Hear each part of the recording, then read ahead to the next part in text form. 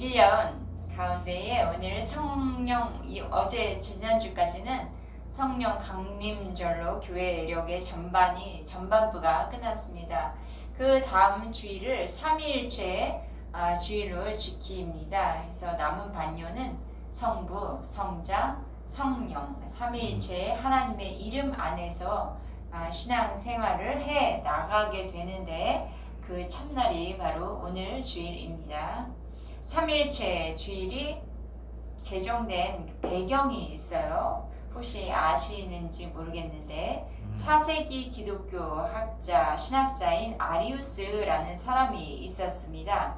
그는 성자이신 예수님의 그 신성을 부인했어요. 그래서 성자의 신성을 부인하는 그 아리우스주의자들이 당대에 급격하게 성장을 했습니다. 그래서 교회는 325년에 니케아 봉의회에서 삼위일체를 강조하였고요. 그리고 삼위일체의 주일을 제정하게 된 것입니다.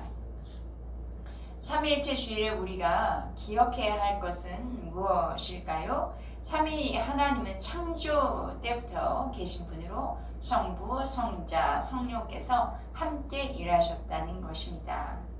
삼위일체 하나님은 예수님의 공생애에도 함께 하셨습니다. 또 예수님의 속죄 사역에도 함께 하셨습니다.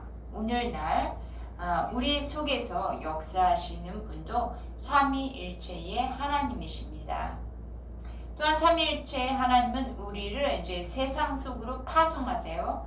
우리의 삶의 자리에서 복음의 전달자가 되게 하신 분이 삼위일체의 하나님이십니다. 그러므로 저와 여러분은 언제든지 어디에서든지 우리와 함께 하시는 삼위일체의 하나님을 기억하면서 살아야 하겠습니다.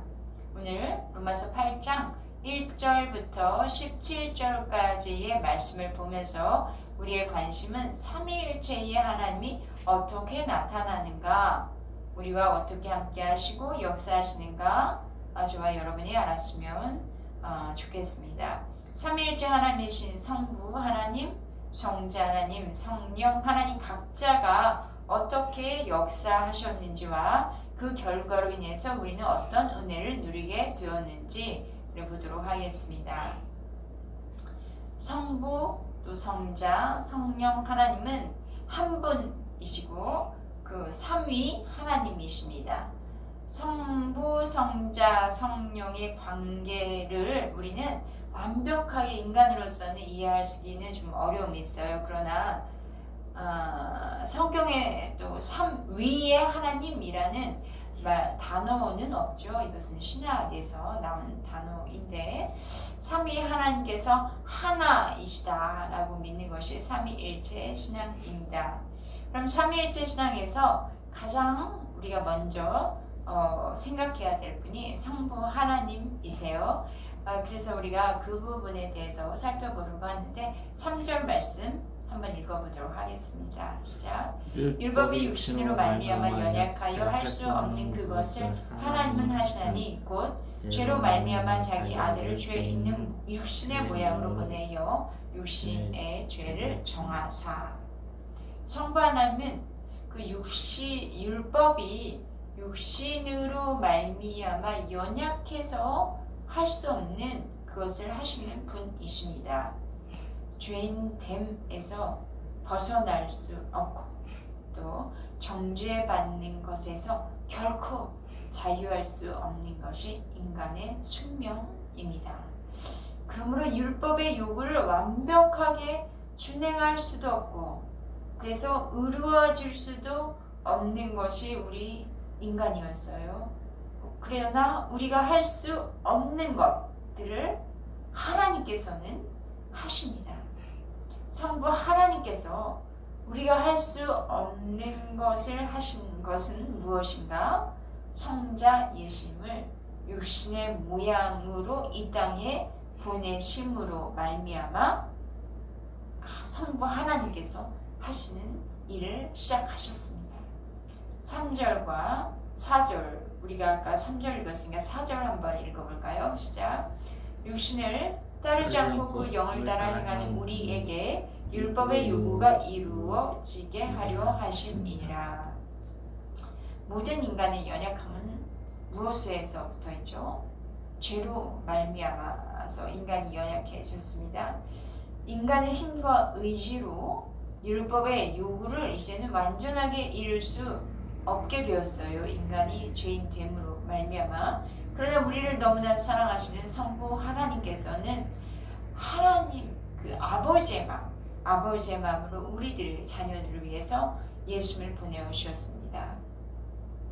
독생자 예수님을 죄 있는 육신의 모양으로 보내셨습니다. 이것이 바로 성육신, 그리스도의 성육신입니다. 하나님 아버지의 뜻에 따라서 성자 예수님의 육신의 모양으로 오신 것이죠. 그러니까 하나님이신 그 예수님, 우리 삼위일체 하나이신 그 하나님이 인간이 되셔서 인간의 몸으로 우리 가운데 오신 것입니다. 이뿐 아닙니다. 하나님의 육신의 모양으로 오신 그 예수님을 영광 가운데 그대로 두지 아니하시고 죄로 정하셨어요. 이 말씀이 무슨 뜻이냐면 예수 그리스도께서는 원래 죄가 없으신 거룩하신 분이시지만 인간의 연약한 육신을 입으셔서 인간의 죄악을 친히 담당하셨다는 것입니다. 예수님은 하나님이시면서 죄의 유혹과 인간의 연약함을 체험하셨습니다. 거룩하신 몸에 죄의 정함, 죄가 정해져서 그것을 입으시고 어떻게 하셨어요? 십자가에 달리셨습니다. 그리고 십자가에 죽기까지 인간의 죄와 허물을 대속해 주셨습니다. 죄 많은 인간들이 할 수 없는 그 하나님의 요구를 누가 성취하셨나요? 예수님께서 온전히 성취하시도록 하나님께서 그 예수님을 이 땅에 보내신 것입니다. 성부, 이 하나님의 마음은 자녀들을 위해서 모든 것을 내어주시기 원하는 사랑이 있습니다. 우리를 향한 성부 하나님의 마음, 그 사랑을 알고 계십니까? 경험하고 계십니까? 우리를 위해 모든 것을 하실 수 있는 분은 성부 하나님이십니다. 15절 보시면 한번 같이 읽겠습니다. 시작. 너희는 다시 무서워하는 종의 영을 받지 아니하고 양자의 영을 받았으므로 우리가 아빠, 아버지라고 부르짖느니라.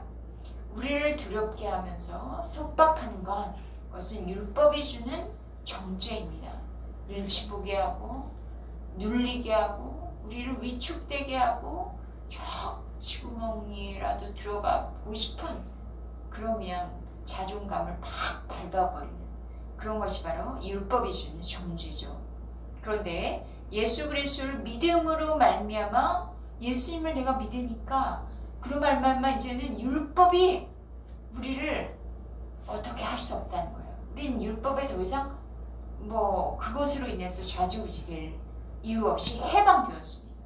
율법이 주는 두려움과 속박에서 벗어나게 된 거예요. 더 이상 반응할 필요가 없어요. 율법을 통해 우리는 우리를 정죄하는 그 모든 것으로부터 어떤 모양으로든 우리를 정죄하는 것으로부터 해방된 신분이 된 우리는 두려워하는 종의 그 영을 받지 않은 것입니다. 두려움이나 위축이나 불안이나 근심할 그런 영을 받지 않았습니다. 우리는 두려워하는 종의 영, 그것 대신에 양자의 영을 받았습니다. 고린도후서 6장 18절에서는 이 말씀을 뒷받침해 준 말씀이 있는데 제가 읽어보도록 하겠습니다. 너희에게 아버지가 되고 너희는 내게 자녀가 되리라 전능하신 주의 말씀이니라 하셨느니라. 우리 예수님을 영접하기 전에는 자녀가 될 어떤 자격도 없었어요. 주의 종이었으니까요. 그러나 성부 하나님께서 우리를 입양하여서 자녀로 삼아 주셨습니다. 내가 하나님을 아버지로 내가 산 게 아니라 우리 하나님 아버지께서 친히 우리의 아버지가 되어주신 것이죠. 그 아버지와 아들의 관계가 되었다는 것, 그 관계는 어떤 관계냐? 사랑의 관계요, 신뢰의 관계요, 친밀한 관계가 되었습니다. 아들로서 이제 우리는 아빠! 아빠라고 부를 때 얼마나 다정하고 친근감이 있습니까? 아빠! 라고 부르면서 적극적으로 품에 달려가 안길 수 있는 그런 존재가 그런 존재로 우리가 변화된 것이죠. 17절 말씀 같이 읽겠습니다. 시작. 자녀이면 또한 상속자 곧 하나님의 상속자요 그리스도와 함께한 상속자니 우리가 그와 함께 영광을 받기 위하여 고난도 함께 받아야 할 것이니라. 성부 하나님께서 우리를 양자 삼아 주셨다는 것은 하나님과의 관계의 측면에서 말씀하시는 것이고, 이제 자녀의 관계로부터 또 더 나아가는 것이 상속자가 되게 하신 것입니다.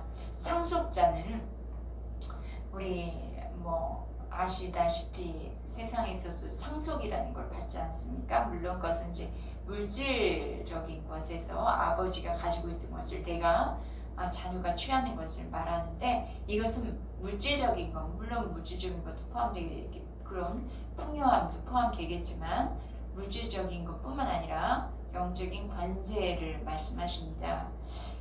상속자는 아버지께서 가진 권세를 가지게 되는 그런 존재가 되는 것이에요. 그러니까 하나님은 우리의 아버지로 자녀들에게 상속을 주시는데, 그 상속은 바로 사랑으로 주시는 그 상속은 영적 권세가 우리들에게 주어진 것을 말씀하고 있습니다. 우리 과거에 예수님을 알지 못했을 때, 하나님의 자녀가 되지 않았을 때 죄 가운데 버려진 사람처럼 나쁜 습관과 중독에서 방황하지 않았습니까? 저와 여러분, 저는 그런 기억이 참 많이 있습니다. 여러분 어떠신가요?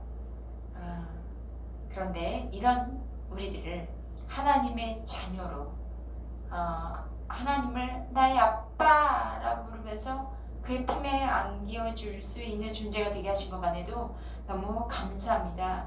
그런데 이제 하나님의 그 상속자로 삼아주셔서 하나님 나라 안에 있는 모든 영적 권세를 이 세상에서 내가 누리게 하시고, 내가 그 권세를 누릴 뿐만 아니라 장차 올 천국에서 주님과 더불어서 함께 왕노릇하는 그런 존재로 삼아주신 것, 얼마나 큰 축복이요 은혜 아닙니까?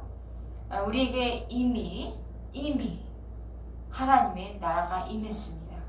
이제 우리 안에 하나님의 나라는 점점 더 강성하고 커지며 성장하고 있음을 믿습니다.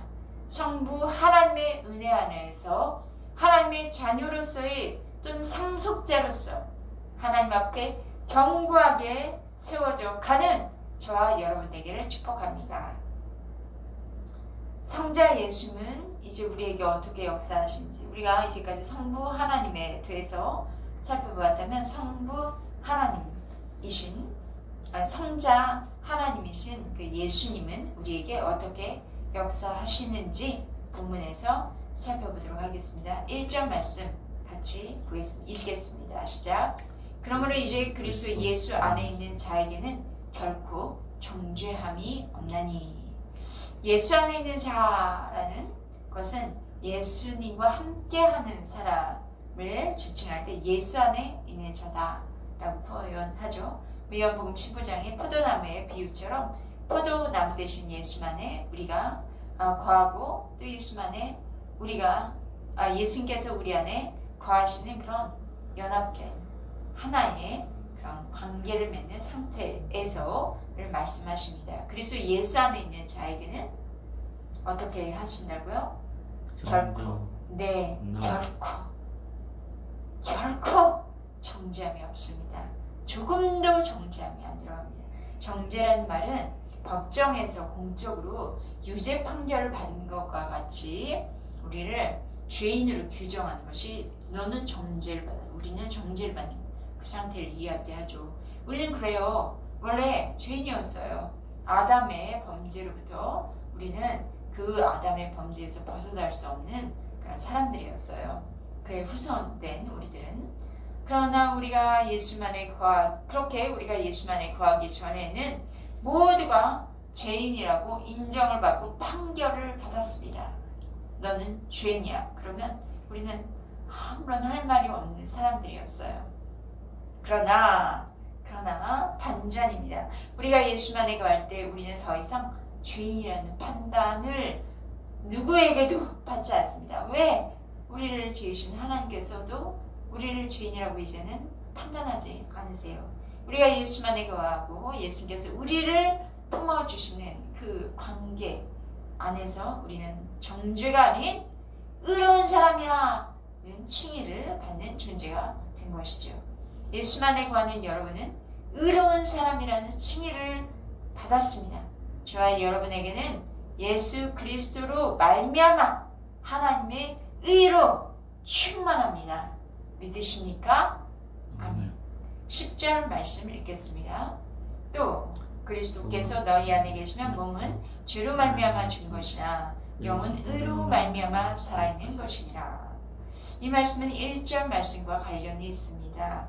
우리가 예수만에 있을 때 결코 정죄함이 없다고 말씀했는데 원래 우린 죄로 말미암아 죽을 수밖에 없는 존재였죠. 엄밀히 말하면 우리는 죄로 말미암아 죽음, 그냥 무엇에도 반응할 수 없는 그냥 죽은 그런 존재였습니다. 그런데 우리가 예수만에 거하고 예수님께서 우리 안에 거하시면 주님의 의 안에 거하게 되는 것이죠.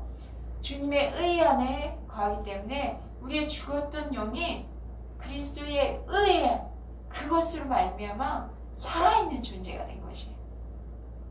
그래서 저와 여러분은 그리스도의 의로 말미암아 살아있는 영으로 충만합니다. 바울은 이러한 상황에 대해서 고린도후서에서 5장 17절에 이렇게 뒷받침해주는 말씀을 하고 있습니다. 제가 읽겠습니다.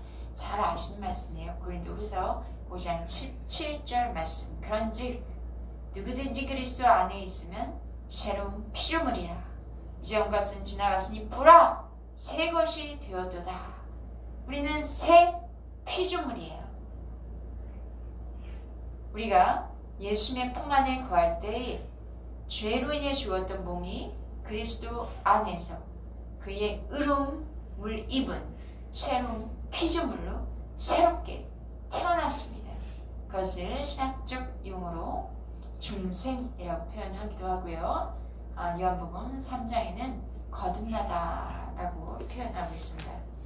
주님 안에 거할 때에 우리가 성자 예수님으로 인해 누리게 될 또 다른 은혜가 17절에서 아까 우리가 읽어봤는데요. 상속자. 그런데 그 상속자가 된다는 것은 우리가 예수님과 함께 영광을 받는 그리스도와 함께한 상속자가 되는 것이에요. 그걸 공동 상속자라고 합니다. 우리가 주님과 함께 공동 상속자가 되었기 때문에 이제 주님과 함께 또 해야 할 소명이 있는데 그게 무엇이라고 17절에 적혀 있죠.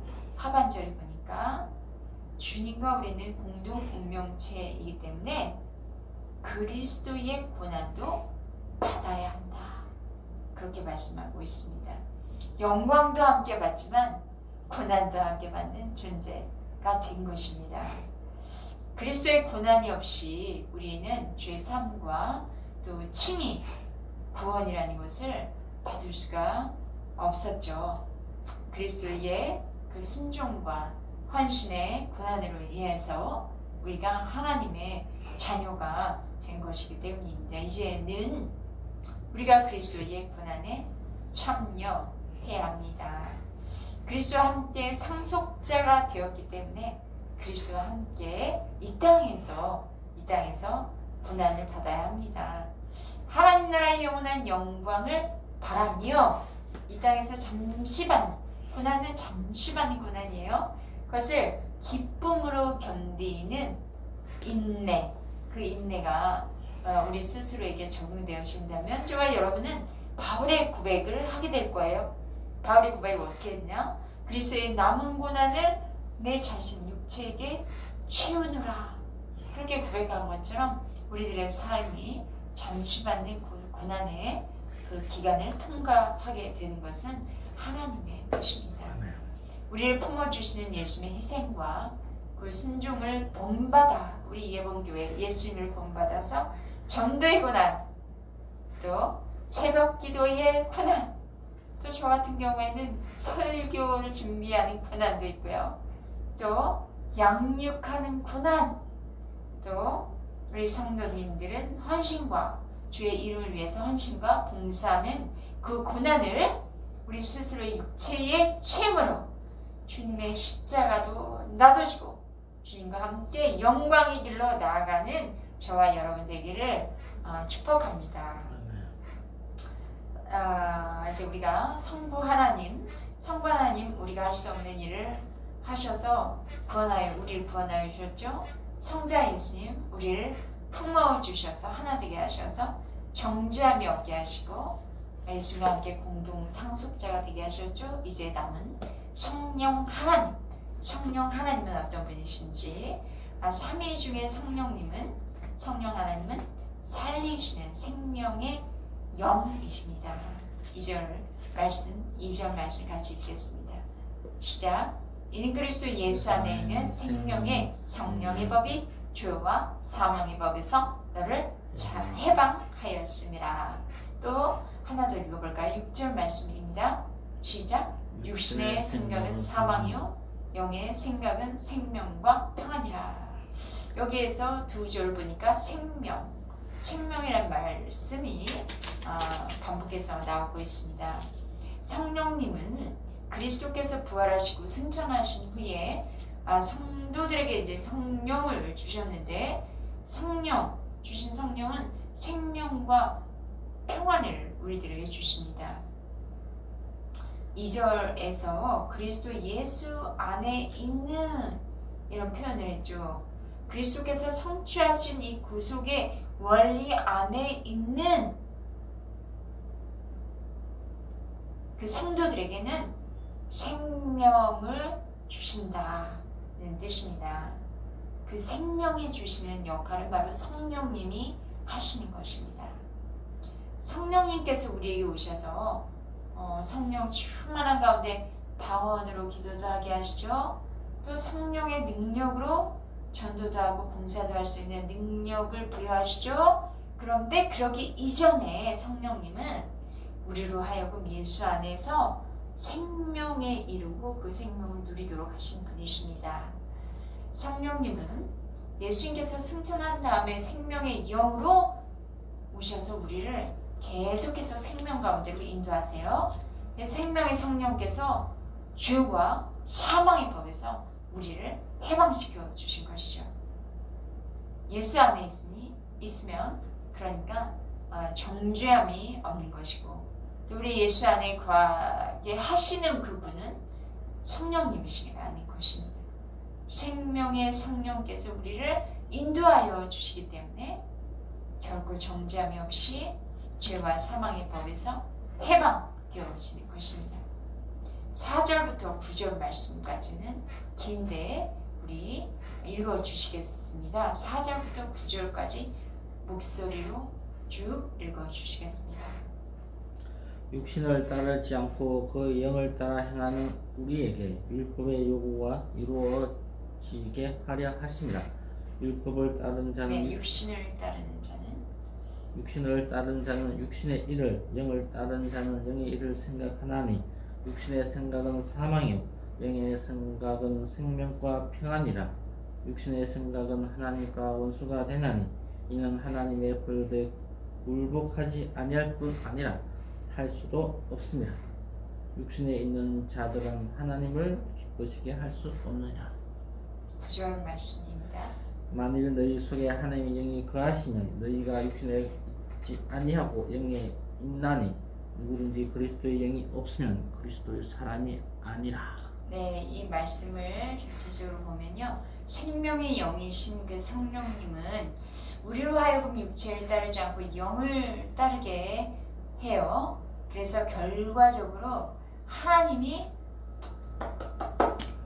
짝짝짝 하나님께서 기뻐하시도록 합니다.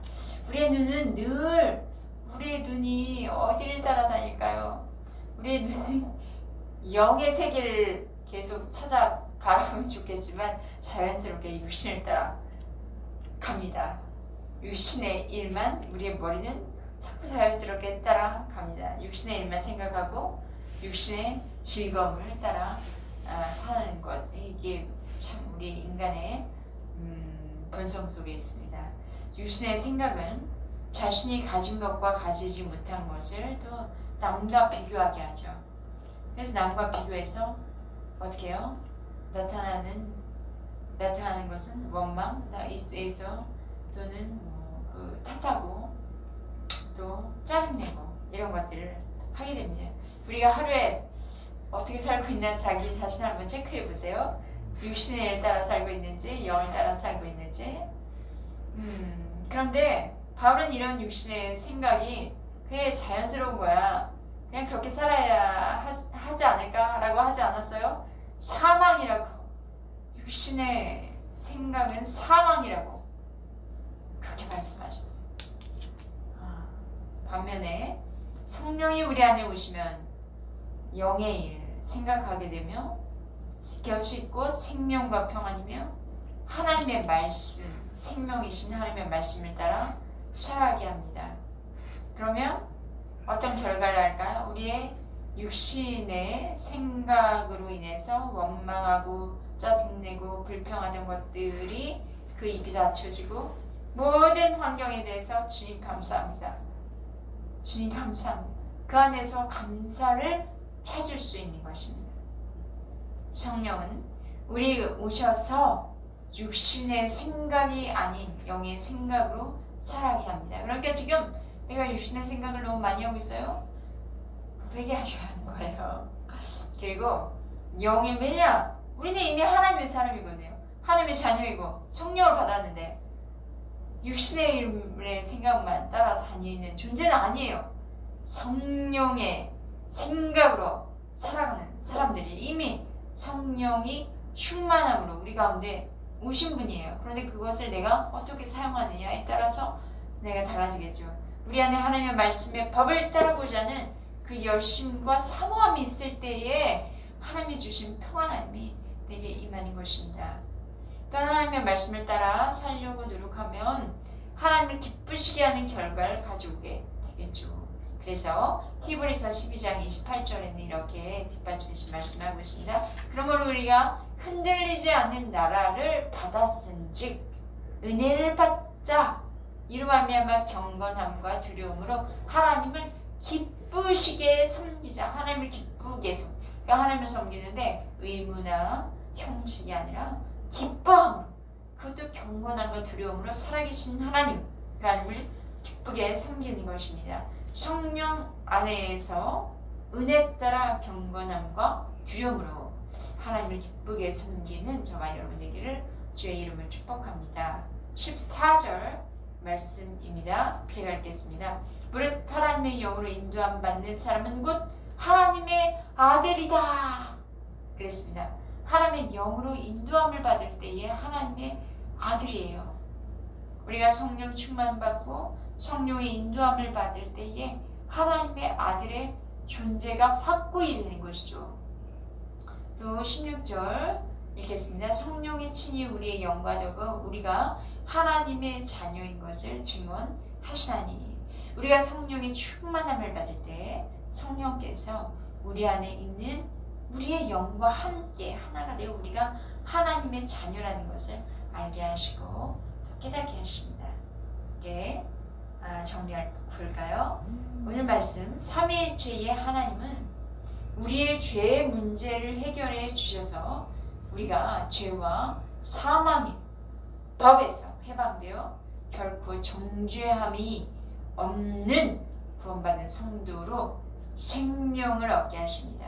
또 삼위일체 하나님은 우리가 하나님의 자녀가 되게 하셔서 하나님의 상속자가 되게 하십니다. 우리는 이렇게 성부, 성자, 성령 그 하나님의 은혜로 구원받은 성도가 되었습니다. 또 하나님의 자녀가 되었죠. 우리의 신분이 바뀐 거예요.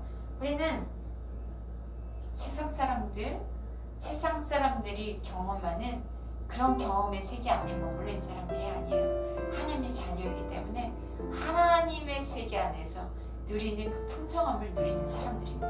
또 예수님 안에 거하면서 예수님과 하나 된 관계를 맺으며 성령 충만한 성도로서 성령의 인도하심 받는 사람으로 하나님의 기쁘시게 하는 저와 여러분이 되었습니다. 이 땅에서 하나님 나라의 복을 누리고 또 마지막 때에 다시 오실 주님과 더불어서 영원한 생명을 누리시는 그런 하나님의 자녀가 되시기를 축복합니다. 기도하시겠습니다.